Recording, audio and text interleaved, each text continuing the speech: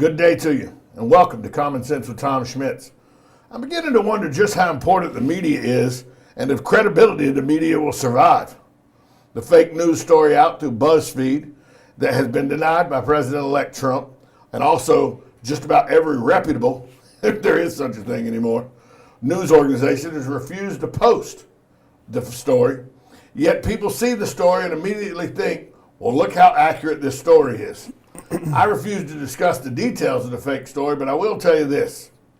I question whether the credibility of media as we know it will survive. Just this thought. When reading news feeds, just use common sense and realize if you can't find the same story posted on at least 3 reputable, if there is going to be such a thing anymore, news organizations, then you should probably have a little concern about whether it's true or not. That's just the way I see it. I do need to let you know, the audience, that the views expressed on this show are those of the host and the guest only, and in no way represent the CEP, the Power Plant Business Incubator, the City of Ocala, or Marion County. Coming up is our guest, former City Councilman John McLeod, but first, While You Were Sleeping. While You Were Sleeping is brought to you by the Riley Arts Center of Ocala, the premier performing arts center in our area with concerts, dance events, and comedy events. The Riley Arts Center has something for everyone. Visit them at www.rileyartscenter.com for an up-to-the-moment calendar of events. Yesterday, a woman accused of stealing mail from mailboxes, along with a woman who admitted to driving her around to do the deed, were arrested by sheriff's deputies. Denise Sizelove and Amber Luke were arrested and taken to the Marion County Jail after a car which they were driving in was found to have mail from numerous residents around the county and drug paraphernalia. Deputies were able to catch the pair after a woman reported on Monday that she had seen a car with tinted windows pull up to her mailbox on County Road 314 and remove mail from the box. Someone reached in, she said, and took it out and just drove away. The next day, a bank employee called the Marion County Sheriff and told deputies someone had tried to cash a check belonging to someone else. It turned out to be the woman who had filed the report the day before. The deputy said that while they were there, the car drove off, but they got a call that the car was at another bank trying to open a bank account with the exact same check and were able to apprehend the suspects. That was While You Were Sleeping, brought to you by the Riley Arts Center. Now I'd like to welcome in my guest, former Ocala City Councilman John McLeod. John, good morning to you. Good morning, Tom. So it's been a year now, a little over a year since you served as a councilman. But as a little background, you were a councilman for 4 years, but that wasn't your first. You had been on planning boards and review boards before that. Yeah, I was on the Planning and Zoning Board, I believe it was 3 or 3.5 years before I was on the City Council. Let's talk about that, because I want to get your perspective from the planning and zoning thought process first. There was a meeting to make an exception to a zoning, and the meeting was to see if they could get an exception to a zoning rule, and it was for the corner of 40 and Pine Avenue, 441 and State Road 40, to put a gas station in. They had to get an exception. Now, when they say they had to ask for an exception, is it because that area is not zoned for that kind of? I'm a little confused on what goes into having to ask for an exception. Well, first of all, when they ask for an exception, the council doesn't usually take that up. That's taken up, I believe, by the Board of Adjustment. And they bring that before them, and then they make it. It's just a little out of norm for that particular zoning in that area. So they ask for an exception, and it goes before that board, and they make the final call. Actually, not the city council. The city council doesn't make that final call. No, it is actually the adjustment board that makes that final call. That's correct. And the call was that there's not a service station going in there. Because it would be, as we've seen from the new Starbucks opening, there's a little traffic snafu right there when you have something that enters on and off of 441. It can be a little dicey right there in that area. Right, and you would have to cater the gas station to look a little bit more like downtown, and I'm not sure that that's quite possible. I don't see a racetrack looking like downtown. No, they like the red stripe. So They do. Let's talk about the downtown area. You were on the council for 4 years. A lot of changes were voted in while you were on council. A lot of things are starting to be seen and be used. Let's talk about something that took 50 years to happen. The parking garage. Is it something that you think now that it's up, it's in service, it's being used? Is it a home run? Is it exactly what you thought as a citizen of Ocala it would be? It's better than I actually thought. You know, that many councilmen before me had championed the idea. Even our council had come to the conclusion that we really needed one. It was hard to take that first step, and I took the initiative to kind of try to force it. And once we committed to doing so, and with the help of our new city manager at the time, John Zobler, it became fact. And since it has gone in downtown, you can almost see, I don't want to use the term explosion, but you can see the values of properties just going up, and things are coming in right and left. And some of that's a product of the economy becoming better. But without the parking garage, we've been through good economies where the city downtown core didn't develop as quickly as it is now. So I think it's going to be extremely beneficial for downtown. It'll serve the hotel when and if that gets built, and it'll serve the rest of downtown and the whole core area. I have exclusively, since it's been built and since it's been opened, I don't park anywhere else downtown now. I just drive right to the parking garage because I know there's going to be parking. I park there and then I walk the block or maybe 2 blocks at the most. If you're going to like the Wine Experience or to La Cuisine or Pie, it's a 2 block. Maybe it's actually probably a 3 block walk that way, isn't it? 1, 2. That's almost 3. Almost maybe 3. Yeah. It's only 1 block to Gaz and Son, where my wife's Right. store is. Exactly. And so, you know, I park in the parking garage. I can either enter from Fort King Street, or if I come off the boulevard and come down to by the railroad tracks and turn in, I can park right there. Much quicker to go in the parking garage, get a parking spot, hop out and walk to your destination than driving around in circles looking for a parking place downtown. You know, and I to that point, 2 of my, because this is how, you know, geeky we are, me and 2 of my buddies, we decided to test that hypothesis. And on a Saturday evening at about 9 o'clock in the evening, one of my buddies decided he said, I'm going to park on the square and I'm going to see if it's any quicker what y'all are doing in the parking garage. So we parked in the parking garage. He was looking for a spot around the Marion Theater or on the square or down one of the side auxiliary streets. And finally we texted him and said, where are you at? He said, I'm going to the parking garage. And we were standing in front of Mark's, and we were waiting a good 5-6 minutes, and we texted him. He said, I'm going to the parking garage, which is exactly what we're talking about. Because you know as well as I do, on a Friday or Saturday evening, unless you're valeting at Mark's, the courtesy valet, you could drive in circles for 20-30 minutes before you found a parking spot. Oh, absolutely. And as people realize it's there and it's convenient and they get comfortable with using it, it's going to be even better. I think that there should be some added handicap parking downtown for those people that can't park in the parking garage. I think there's a lack of that in the downtown core area, and some added handicap parking would probably really make it a lot better.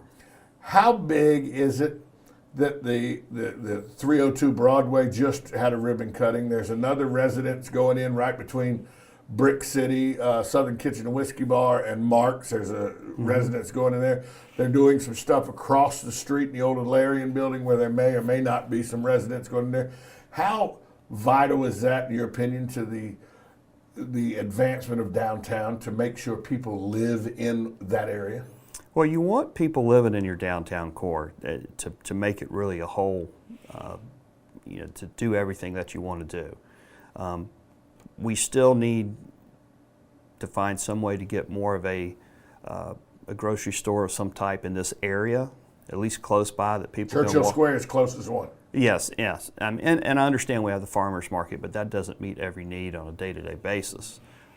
Whether it's a fresh market or a smaller grocery store chain, that would help tremendously. But having people live downtown, that's vitally important for the health of our community, and it's a great place to live.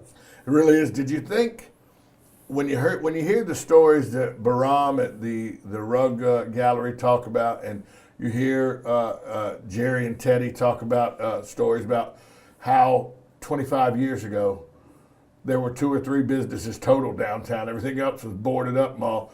people just don't understand how far the downtown area has progressed in a quarter century. Yeah, it's really come a long way, and I guess you probably have to ask Teddy and Jerry because they obviously have a better memory of it. But my memory as a young kid was in the '70s. Late '70s. People were moving out of the downtown cores, not just here in Ocala, but Everywhere. Everywhere. The malls are on the outskirts, and everything was moving out. And since I came in as a planning and zoning official, and then as a city councilman, it seems like the whole idea has been to bring things back to the core, build your core, and build out from there. And that's been the policy of the last 2 to 3, well, 3 councils, I believe. And it didn't start with me. It didn't start with my group. Daniel Owen, Susie Heimbachel, and their crew, and then before them. So it's been nice to see. It's a lot of people can get credit for what's going on. Oh, absolutely. You don't get anything done on the city council unless you have other people that vote with you. So you can stand up there and take all the credit or take no credit at all, but at the end of the day, you had to have a majority vote to get anything accomplished. Now, people don't know this. You and I are pretty good friends, play golf on every now and then with each other. We talk quite a bit. Truth be told, you were the kind of voice behind the scenes that were the catalyst for me creating this show. People don't realize that, but I've had lots of conversations with you about when I left WOCA and the need for a community advocate, if you will, to be there giving a voice to concerns of the community. And you were a person who told me I should continue in that endeavor, and I appreciate you for that, by the way. But so that being said, we do speak a lot. We have conversations, but one conversation we haven't had a in-depth conversation about, and this shows you that I don't tell people, usually they have no idea the questions I'm going to ask.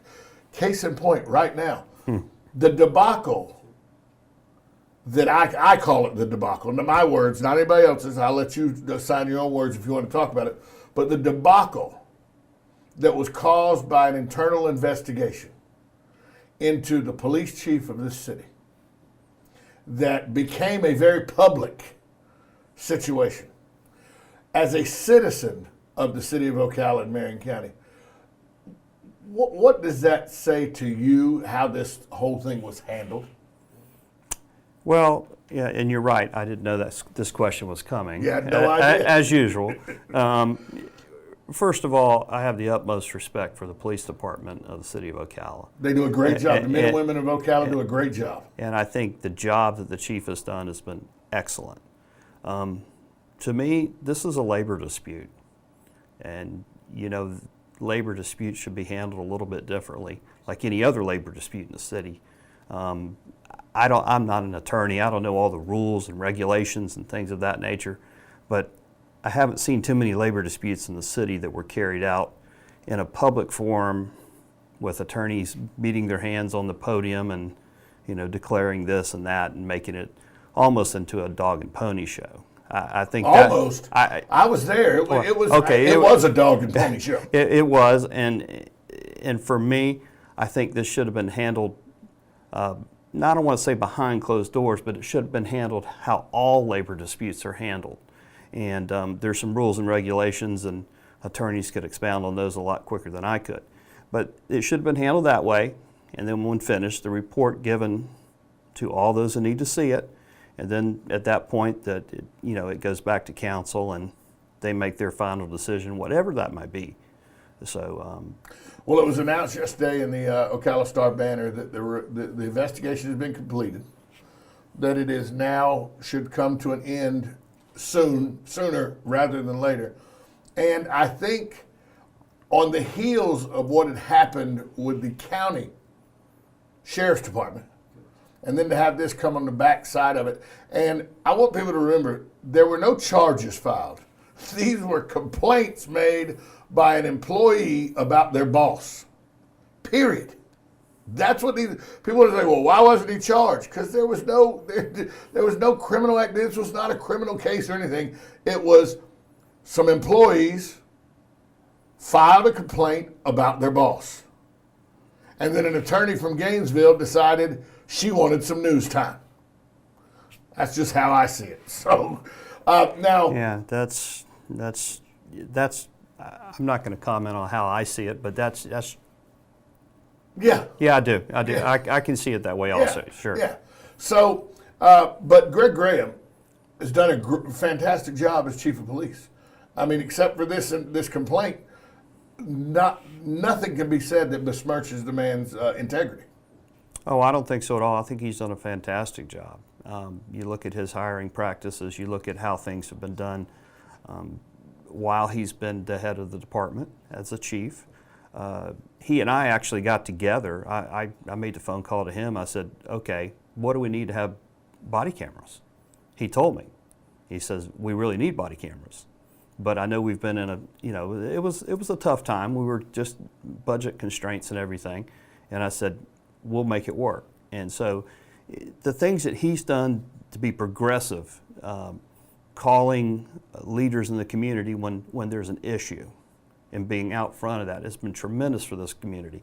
And again, his hiring practices and the things that he's done there at the department and how we do policing, his policemen are trained to try to diffuse a situation and rather than escalate it or do it the other type of way of policing. Let's talk about something that you and I have a commonality with, Ocala Golf Club. It has been said that you can tell whether the council are golfers or not by the attention given to Ocala Golf Club. Do you think there's any truth to that statement that the council is more golf oriented, there's more attention paid to the Ocala Municipal Golf Course than if the council isn't golfers? Or do you think that the council treats the golf course as it does all of the things that fall under the Department of Rec and Park, and there is no special treatment one way or the other? No, I don't think there's any special treatment one way or another. Ocala Golf Club is a park.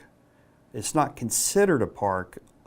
That's a whole different show, folks. But it's not considered a park by the way they handle the books. The Enterprise Fund, and all. We could do a whole show just on that. I'm sure we will. But it is a park, and when a park's in need or something needs to be done, the council steps up, and there's always a very spirited argument what should be done and what shouldn't be done.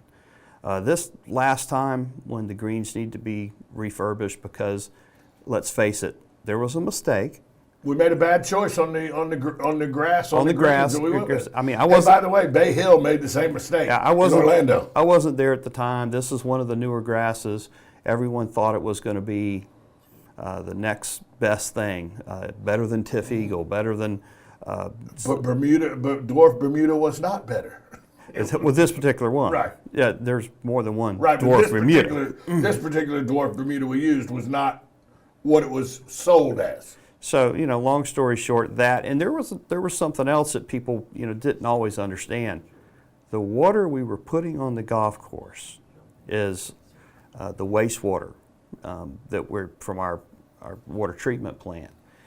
Again, the pH level in that water was too high, too low, one of the two. I think it was too high. And so it was great for, being able to drink it. But as for the greens, it needed to be a little more acidic if I remember my conversations with the water department and the people at the golf course. So that was a problem. So once we redid the greens for, I think it was an $8,000 to $10,000 expense, there was an acid injection system put in. So in times of little rain, which we've had very little rain. Very little rain until last Friday. We had very little rain for the last 3 months. That's correct. When our wastewater would come through there, now during these times, you can inject a little bit of this acid in there and bring the acidity of the water down. Balance the water better so it creates a better environment for the grass to grow. So not only did we have the wrong grass, we were putting on water that wasn't compatible with that grass, and it was just a mess. What do you say to the people that say it's city property, the retention ponds are there, you can keep the runoff the way it's going? Because a lot of people say, well, you need the golf course because of water runoff and how the drainage and area is and all. What do you say to the people who say, yeah, well, that's fine, but the fairways could still hold houses. There's no reason for the city to have a golf course. We should sell that land as a real estate development. Well, I mean, the whole point of living in Ocala. We have the best parks and recs of any city in the state, maybe in the whole southeast. Rec and Parks, if Janine Robbins is listening. Yeah, and again, you know, it's whether it's Tuscaloosa, whether it's Jervy Gant, whether it's Ocala Golf Club or the tennis center, and we did improvements to the tennis center during the time Which are amazing too. With time period too. Both times, the tennis center and the golf course, and Tuscaloosa for that matter. Every time we've done improvements, the usage has gone up greatly. The amount of rounds at Ocala Golf Club right now are staggering. And, you know, they did make it an enterprise fund, and it is the only park that has a possibility to actually make money. None of the other parks make money, and you know, they cost money to up. I think, though, it's been said that only 6 or 7 municipal golf courses in the country actually operate in the black on a yearly basis. So it's not something that's ever going to be a huge moneymaker if it is a moneymaker. No, it's not. But if it was just a park, it would just, you know. It'd be like Jervy Gant, it'd be like Big Sun. People don't realize Big Sun, the people that pay for Big Sun, there's still a deficiency once they pay to use Big Sun that the city has to keep up with mowing the grass and stuff like that. Oh, absolutely. But they all provide something. They provide a service. All of them provide a service. Right, yeah. And, you know, they've had, 200 rounds plus multiple times in the last few weeks and all throughout the fall. So in the tennis center, it's Fort King Tennis Center, you can't even get on half the time. Every time they build another court, it's still full. I have friends of mine who joined the Country Club of Ocala. Right. And I said, why did you join Country Club of Ocala? I said, well, they both love to play tennis. It was easier for them to join Country Club of Ocala so that they would have access to the tennis center at Country Club of Ocala because Fort King was so busy that they weren't getting the access they thought that they wanted. So they went and joined a private club because Fort King was so busy. Well, I can understand that. Fort King is a very nice facility. I would say it's probably one of the nicer facilities in the state of Florida. Yeah, for tennis. Convenience. I've been to Naples. I've lived in Naples. I've lived in Fort Myers. My grandmother, when she retired from New Jersey, lived in Margate in southeast Florida. Mm-hmm. I've seen a lot of nice tennis centers, but the one we have here, the Fort King Tennis Center, is a very nice center. And I would put that municipal golf course up there as good or better than any in the state. Well, I play with a lot of snowbirds because I'm a single, so a lot of times when I go out and play, and I'll go out and play with a lot of snowbirds who remark that it's the best municipal course upkeep-wise that they've seen. And now that some things have been done where some areas have been blocked off that would habitually not grow grass and everything, it's in really good shape right now and getting about 50,000, a little over 50,000 rounds a year, I think. I think it may actually be more than that. It may be. But, you know, the interesting thing is by putting the correct grass in there, redoing the green structure, you know, hey, things happen. Sometimes it just doesn't get done right the first time. So by doing that, you're right. This golf course is as good a shape as any. You know, Adena has Tiff Eagle, Golden Ocala has Tiff Eagle as grass, but they don't get the rounds that we get. No. But the beauty of this grass is you don't have to overseed it. So when you don't have to overseed it, you come into the springtime, and even if you have a bad freeze, it turns a little purple, it will come back. There's no ryegrass. There's no ryegrass. You don't have to switch. It doesn't have the stress and strain of making one not die out, but be dormant while the other one's growing. Transitions so much quicker with this grass. Yes, absolutely. Let's talk about, go back to the downtown area for a minute. Starbucks closed on the square, moved down to 441. The nightclub, or whatever you want to call it, that was Coyote Cantina has now closed its doors permanently, it was announced. The Antique Bazaar that was beside the Wine Experience has now closed its doors permanently.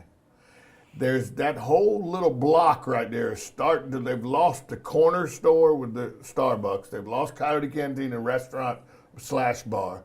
They've lost the big antique market that were downtown. It's almost like that street there, Broadway, something's happened. Is that something as a citizen we should be concerned about, or is that just the natural changeover that takes place in areas like that on a regular basis, in your opinion? On the contrary, the ebb and flow of what's happening downtown. Starbucks leaves. There's already, my understanding is there's a sandwich and coffee shop coming in right there. And all the buildings, it's what is it, a 3 or 4 story building. All the floors above that are going to be leased out also. And, Starbucks being down on, right on Pine Street, I get that. They captured how many thousands of traffic. Drive-through and everything. But it also gave an opportunity for someone to come in and put a coffee shop and sandwich shop right there on the corner of downtown. And I think that's fantastic. We'll have, and should be wildly popular with the people that want to come down to the downtown core. And if you're a Starbucks nut and you want that, you can walk down there or even go to the drive-through down there. So I think it's going to fill in very quickly. I mean, the real estate downtown, there's a lot going on. A lot of people interested, want to see what's going to happen. I understand that, the hotel's in the final stages of, wherever they're at. I'm not privy to the inside information anymore, of course, but, I hear they're still planning for it to go through and, and possibly building starting this year, hopefully so. And that will even make this an even bigger catalyst for the whole downtown area. Now, there'll be growing pains when you go to build a hotel. It's going to be a cluster down there for a little bit, but, once you have that built, it's really going to make the downtown hot.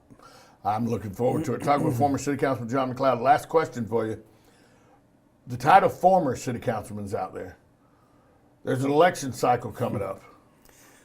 What's the chances we see John McLeod's name on the ballot coming up for city elections? I didn't know this question was coming either. No, you had no idea. No, I know. No. And if you had if Cammie had known, she'd have said, "Don't answer." Yeah, that's a whole nother story, and probably a whole nother show. Yeah. But Cammie's my wife, for those who don't know. I'll always be interested in getting back in. I enjoyed my time serving the citizens of Ocala. I enjoyed the job. To me, it's fascinating. I grew up here. As for election, I have to pick and choose the right time. I don't necessarily want to run against somebody that we may have a lot of the same voters that would be split over something like that. So, yes, I'll probably run again. Will it be this cycle? Next cycle? I'll just have to sit down and make those choices and go from there. Former City Councilman John McLeod, thanks for joining us. Thank you. Now to this day in history. This day in history is brought to you by KT Entertainment.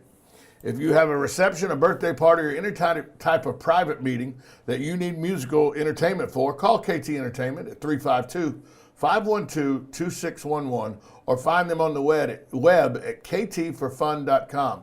That's KT, the number 4, fun.com. On this day in history in 1991, today most of us remember, the U.S. Congress gives the green light to military action against Iraq in the Persian Gulf crisis way back in 1991. That was long before the towers got torn down. That was when Iraq had invaded Kuwait, and Operation Desert Storm freed Kuwait from the invasion of Iraq. That is This Day in History, brought to you by KT Entertainment. I want to thank my guest, former City Councilman John McLeod, and of course for all the guys behind the scenes pushing all the right buttons. I'm Tom Schmitz. Have a good day, everybody.